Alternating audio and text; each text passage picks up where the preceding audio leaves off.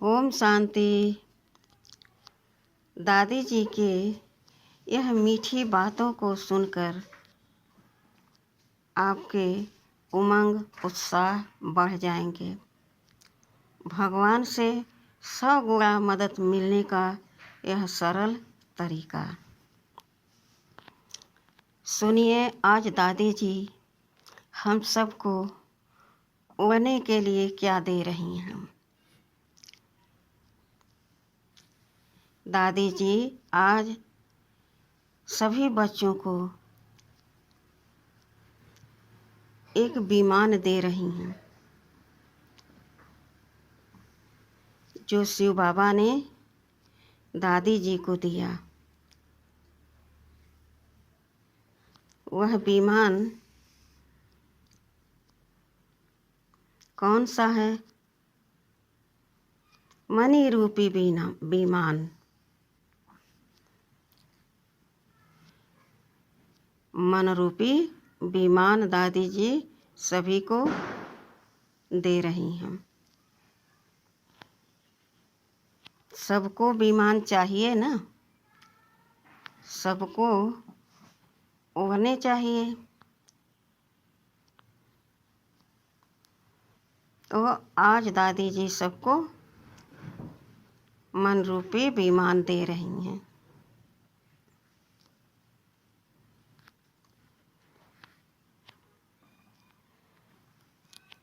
तो विमान चलेगा कैसे, उड़ेगा कैसे?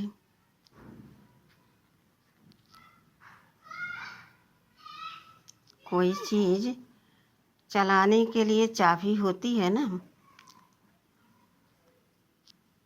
तो कौन सी चाबी चाहिए? हैं? दादी पूछ रही हैं कि कौन सी चाबी चाहिए। तो परमात्मा की याद रूपी चाबी जब आप विमान में लगाएंगे तो स्विच ऑन हो जाएगा।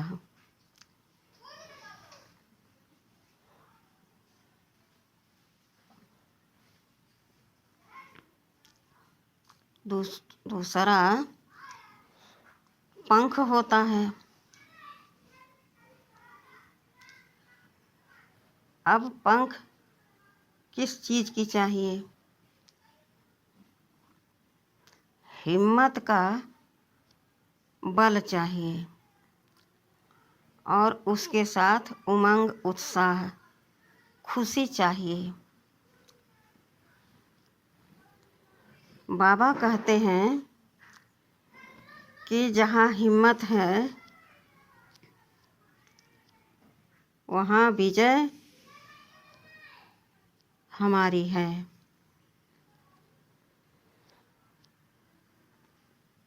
भगवान कहते हैं, बच्चे हिम्मत का एक कदम बढ़ाओ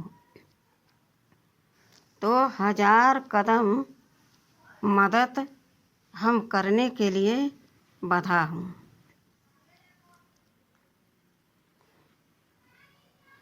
तो पंख लगे हिम्मत का, उमंग, उत्साह, खुशी का। अब उसमें उड़ने के लिए तेल चाहिए। तो कौन सा तेल चाहिए? तो बाबा ने बताया ज्ञान और योग। ज्ञान और योग से हम जब भरपूर रहेंगे, अर्थात मन रूपी विमान में ज्ञान और योग का तेल यानी बल रहेगा, तो मन रूपी विमान ऊपर उड़ जाएगा।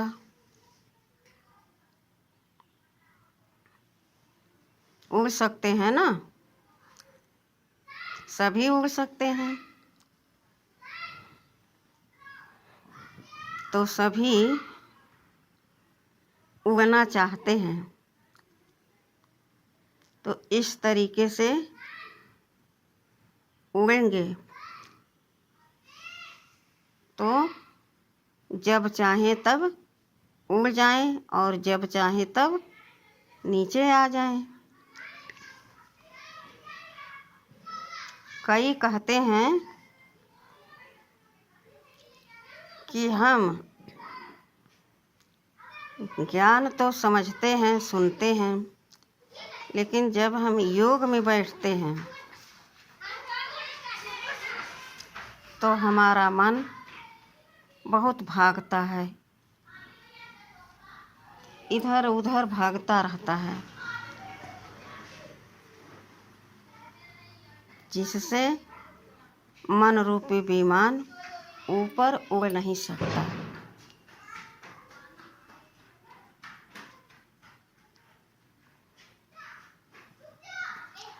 तो मन को चेक करो और विमान में परमात्मन रूपी चाबी लगाओ। स्विच ऑन हुआ और उड़ गए। सहज है ना? सहज है। कई कहते हैं कि हम बहुत खुश रहते हैं, किसी को दुख नहीं देते हैं, लेकिन दूसरे हमें बहुत दुख देते हैं,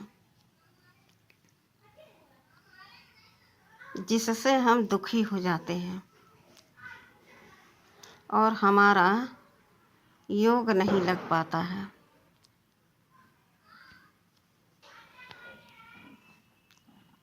तो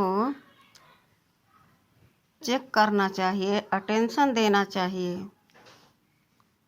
कि आखिर हमारा मन किस तरफ भाग रहा है,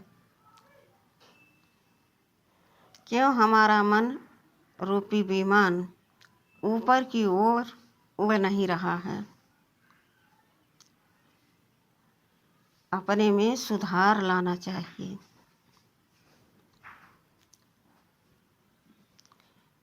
कोई हमें बार बार दुख दे रहा है, हम किसी को दुख नहीं देते, तो दुख हम लेवें क्यों?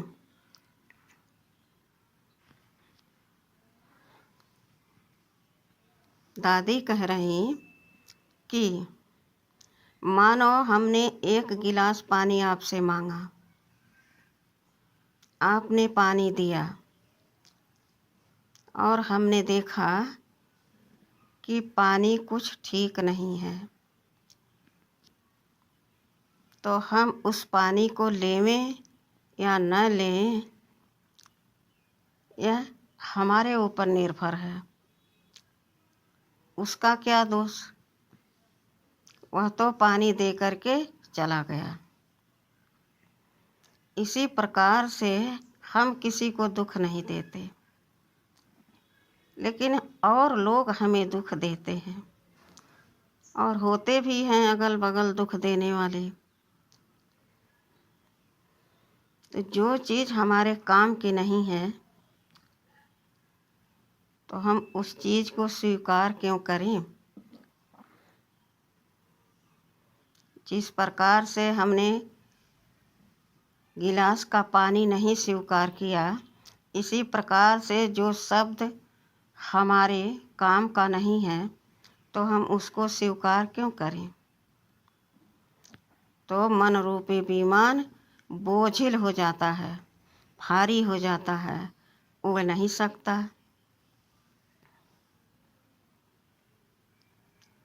विमान तो सबको मिला ना। अपने मन को चेक करो, एकाग्र करो। हम जब योग में बैठते हैं तो हम आत्म अभिमानी का अनुभव नहीं करते, यूं ही हम कहते शब्दों को दोहराते हैं और फिर कहते कि मेरा योग नहीं लगता। देह भान में हम बाबा को याद करते हैं तो मन कहाँ से एकाग्र होगा। मान लो कि यह तार है और इसका हम रबड़ ही न उतारें और लगाते रहें तो क्या यह लगेगा? इसमें करंट आएगा? नहीं आएगा। इसी प्रकार से अपने आप को हमें आत्मा समझकर परमात्मा को याद करना है। तो अब सबके पास विमान है। जब कोई परिस्थितियाँ आती हैं तो आप अपने मन को एकाग्र करो। परमात्मा रूपी चाबी विमान में लगा दो। स्विच ऑन हुआ, सेकंड में ऊपर उड़ गए तो परिस्थितियाँ कहाँ रह गई? नीचे। अर्थात अपने मन को ऊंची स्थिति पर हमेशा रखो और देह भान को भूल जाओ तो सारी परिस्थितियाँ धरी की धरी रह जाएंगी। तो अब मन रूपी विमान से हम सेकंड में उड़ सकते हैं ना। मान लीजिए कि अमेरिका में हम कुछ देख करके कुछ दिन पहले आए थे। अभी हमने मन रूपी विमान से वहाँ पहुँच गए ना। वहाँ ऐसा सामान है, ऐसा व्यक्ति है, ऐसा है, ये है, सब कुछ हम मन से देख आए। मानो सब कुछ हमको यहीं से समझ में आ गया। दादी कह रही कि हम कर्नाटक में गए और भाई लोगों से मिले, बहुत से लोगों से मिले और अभी एक सेकंड में हम मन रूपी विमान से वहाँ पहुँच सकते हैं और हम सब कुछ देख करके आ गए। संकल्पों का यह जादू है। तो मन रूपी विमान सबके पास है। सब ऊपर उड़ करके अपनी परिस्थितियों को नीचे छोड़ सकते हैं और हल्का रह सकते हैं। जब ज्ञान मिला तो समझ मिला। अब ज्ञान से, योग से, मन रूपी विमान से, परमात्मा रूपी चाबी से हम सदा उड़ते रहें। जब ज्ञान नहीं तो कुछ भी करें। जब ज्ञान हो तो बार बार धोखा खाना अच्छी बात नहीं होती है। एक बार राजा जनक ने विचार किया कि हमें आत्मा का ज्ञान चाहिए। इसके लिए उन्होंने ऐलान कर दिया, राज्य में बड़े बड़े राजा, साधु, महात्मा, बड़े बड़े ऋषि मुनि सब आए। सभा में सब उपस्थित हुए। सबने अपने अपने अनुभव सुनाई राजा जनक जी को। लेकिन आत्मा का अनुभव किसी ने नहीं कराया। तब वहाँ सभा में बैठे हुए अष्टावक्र जी ने उठ करके मंच पर आए। उनको मंच पर देख करके सभी सभा में हंसने लगे, उनकी हंसी उड़ाने लगे। तभी अष्टावक्र जी ने बोला, अष्टावक्र माना 8 जगह से टेढ़े मेढ़े वक्र।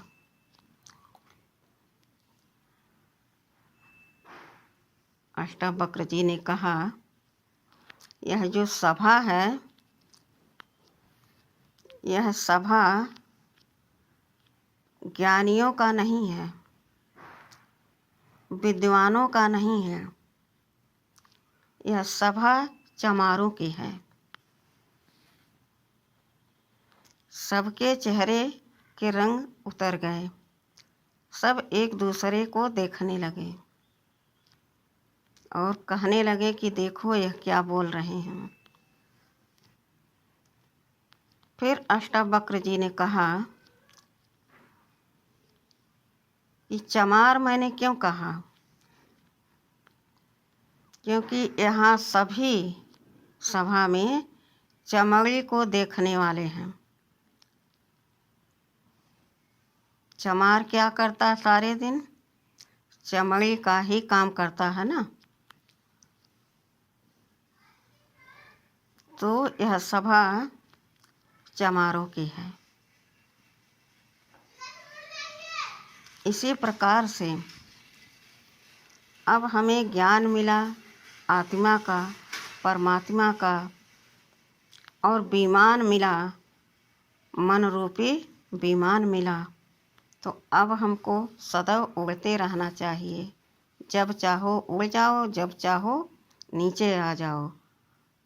परिस्थितियों से, समस्याओं से पार रहो सदैव, तो खुशी, उमंग, उत्साह सदैव बढ़ता रहेगा। और परमात्मा का 1000 गुणा मदद लेने का यही सरल तरीका है। तो आज सभा में बैठे सभी ब्रह्मवत्स मन रूपी विमान से उड़ते रहेंगे, पक्का? दादी पूछ रही, पक्का? सबने कहा जी दादी। तो दादी ने कहा, आज से घर में जाकर कोई दुख तो नहीं लेगा? माताएं पोतरे धोतरे दुख देंगे तो लेंगे, लेना नहीं।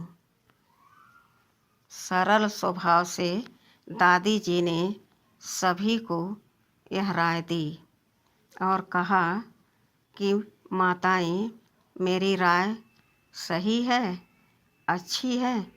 सबने कहा जी दादी। तो आज कितना बड़ा सारे समस्याओं का समाधान मन रूपी विमान दे करके दादी ने हम सबको उड़ना सिखा दिया। सभी उड़ते रहें और दादी जी का